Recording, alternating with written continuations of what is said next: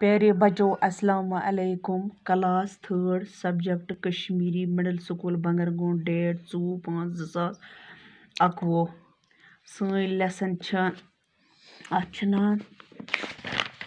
सोन वतन यह पोर्मुत अमिक सवाल जवाब तक लिखम वो आज सवाल नंबर 4 परित कुन लफ्ज चटू पतिस अक्षर तो बनयु नई लगित हर लफ्ज मिसाल नागन नाग बागन बाग दरकन द्रा तरकन तरक गामन गाम मामन माम शामन शाम बामन बाम दामन दाम।